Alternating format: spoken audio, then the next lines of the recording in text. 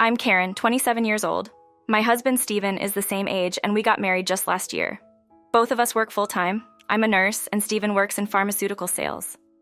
We first met at a happy hour event organized by a coworker. I had been looking forward to unwinding after a long day at work, and the cocktails tasted particularly good that night. We had crossed paths before, but this was the first time we truly connected. Our conversation flowed easily, mostly about our preferences in drinks. Steven was into sake, while I loved wine. What started as light banter soon turned into something deeper. We discovered a lot of shared interests, and our chemistry was undeniable. Before long, we started dating, and everything felt effortless. On my birthday, Steven made our relationship official by confessing his feelings. It felt like a scene out of a movie, the romantic setting, the glow of candlelight, and Steven's sincerity. I remember feeling like I was the luckiest woman alive. Steven seemed perfect in every way, and for the first few months, our relationship was full of laughter and adventure. We spent our weekends exploring new restaurants, bars, and hidden spots in the city.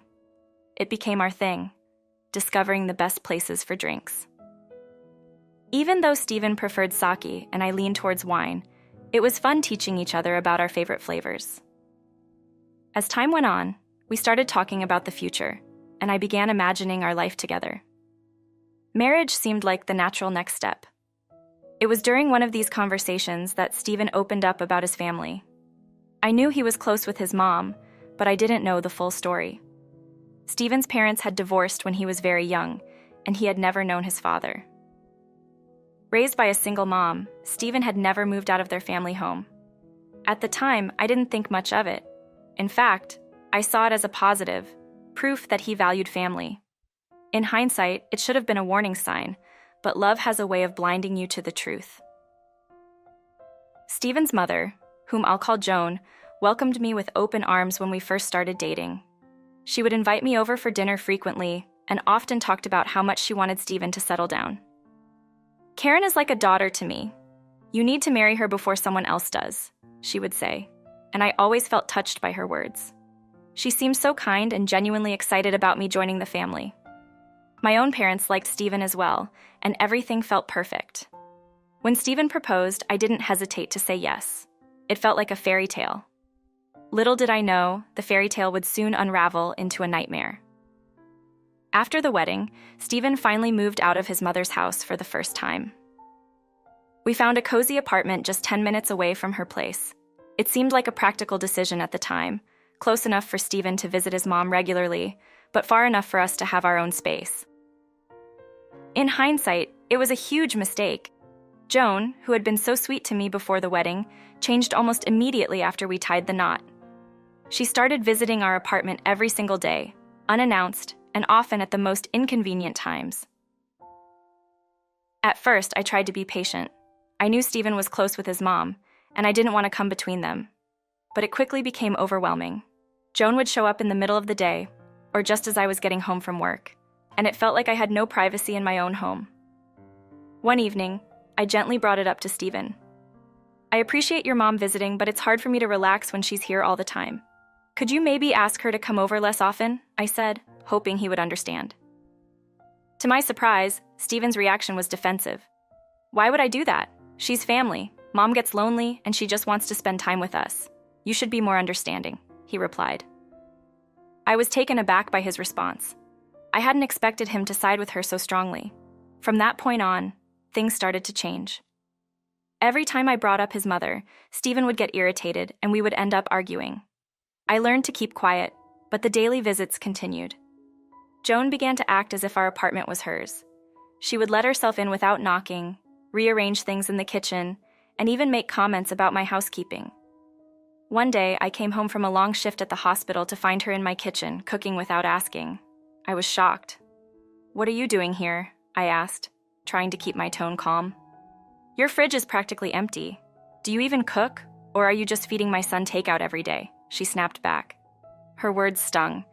I prided myself on cooking healthy meals for Steven and myself, despite my busy schedule. "I shop for fresh ingredients every day, Joan. We don't live in the past where fridges are packed like sardines," I replied, trying to stay composed. But Joan wasn't having it. "I don't want my son eating food when we don't even know who made it. This is what happens when he marries an incompetent wife, she muttered under her breath. That was the final straw. I couldn't hold back any longer.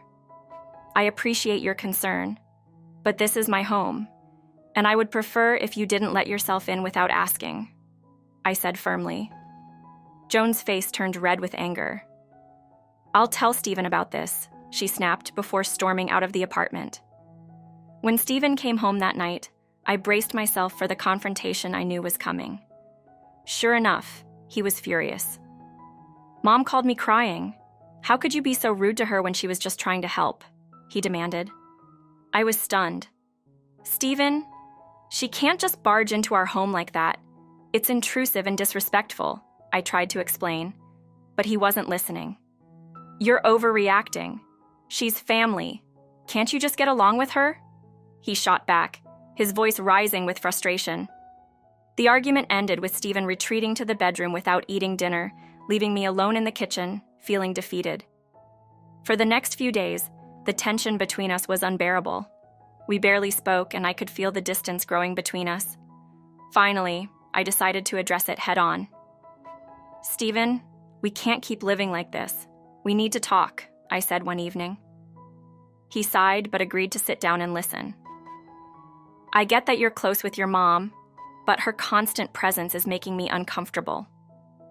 We need to set some boundaries, I told him. After a long pause, Stephen finally admitted that giving Joan a spare key had been a mistake. I'll talk to her, he promised. His apology made me hopeful that things would improve, but deep down, I knew it wasn't enough. Joan's behavior didn't change. In fact, she started coming over even more frequently, as if testing how far she could push me. One day, she arrived with a bag in hand and a strange smile on her face. I brought you something special, she said, pulling out a box of Chinese tea. It's supposed to be great for your skin and balance female hormones. You'll love it, she added, pouring a cup for me before I could refuse. I hesitated but took a sip out of politeness. The tea tasted strange, but I brushed it off, thinking it was just a new flavor. That night, however, I woke up in the middle of the night with severe stomach pain. I was convinced the tea had caused it, but when I told Stephen, he didn't take me seriously. Karen, that's ridiculous. Mom brought that tea to help you, not hurt you. You're overreacting, he said dismissively. His lack of concern left me feeling even more isolated. Without any proof, I couldn't accuse Joan of anything, but from that moment on, I became cautious around her. I started avoiding anything she brought into the house, including food. The tension between us continued to build, but Stephen remained oblivious, or perhaps he just didn't want to see it. As Stephen's birthday approached, Joan took control of the plans as if I didn't even exist. She called me one day and said, I'm cooking for Stephen's birthday. You're welcome to come, but I know you're busy, so don't worry if you can't make it. Her tone was condescending, and it was clear she didn't want me there. I was hurt, but Stephen didn't seem to care. We can celebrate your birthday next month, he said casually, as if his mother had more of a right to celebrate with him than I did. On the day of his birthday, Stephen went to his mother's house without me. When he returned, he was in high spirits, raving about the wonderful day he had spent with her. I felt sick to my stomach. My feelings for Stephen were starting to change, but I wasn't ready to admit it yet. A month later, it was my birthday.